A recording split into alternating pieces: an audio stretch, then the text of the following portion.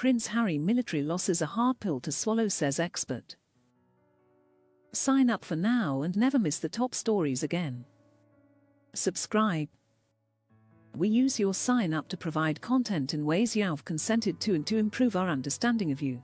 This may include adverts from us and third parties based on our understanding. You can unsubscribe at any time. More info.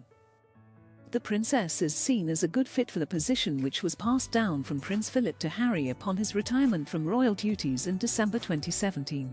The Duke of Edinburgh had inherited the title in 1953 from the late King George V, who died a year earlier. Senior military sources suggested Anne was nailed on as the next Captain General of the Marines. Related articles. A senior Marines source told the Sunday Times, Princess Anne has already done a lot with us over the years. She's really well connected to the Navy and, as a consequence, has a soft spot for the Marines. We are very comfortable with her, especially given her outstanding sporting background. She is a good fit. A source close to the princess described her as being very keen to take on the role.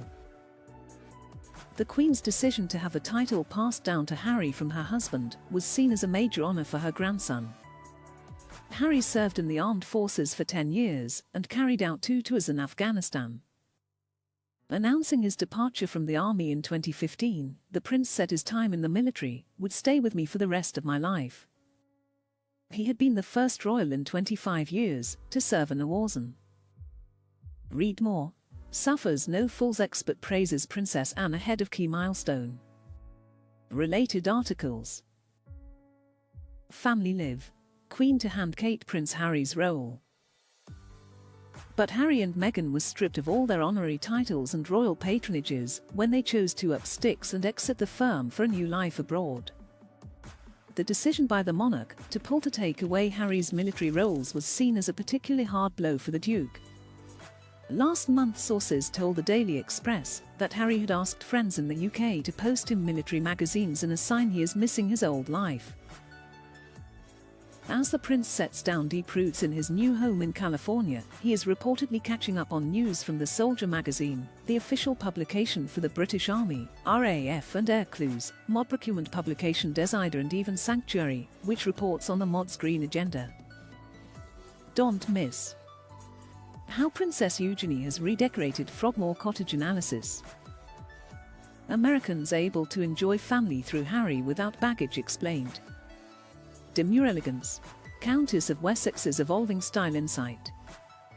The source explained, the Duke of Sussex made this request during his visit to Britain in April when he attended his grandfather's funeral. Though is not a direct subscriber to these publications, he went out of his way to ask that they be sent on to his home in Los Angeles. While it is true that the list doesn't include either the Navy or the Marines publication, it is possible that he is sourcing these via other means. Last November, Harry's request to have a poppy wreath laid at the cenotaph on his behalf was refused by the palace. Every year, senior members of the family attend the monument to pay their respects to the fallen dead. In recent years, the Queen has opted to watch the ceremony from a balcony in Whitehall, while Prince Charles has laid a wreath on her behalf. Last year, Harry and Meghan headed to a cemetery in Los Angeles to mark the somber occasion in their own way. The couple laid flowers on the graves of 2 Commonwealth soldiers, a man who had served in the Australian Air Force and one from the Canadian Artillery. A photographer was hired to capture the moment, and the Sussexes released the photos to the public. Trending. The move was seen as a sign of Harry's intention to retain links with the British and Commonwealth militaries, despite no longer holding any titles or patronages. Harry is expected to touch on his time in the military in his upcoming book, set to be released next year. He said he wants to tell his story, including the highs and lows, the mistakes, the lessons learned, in a bid to show that, no matter where we come from, we have more in common than we think.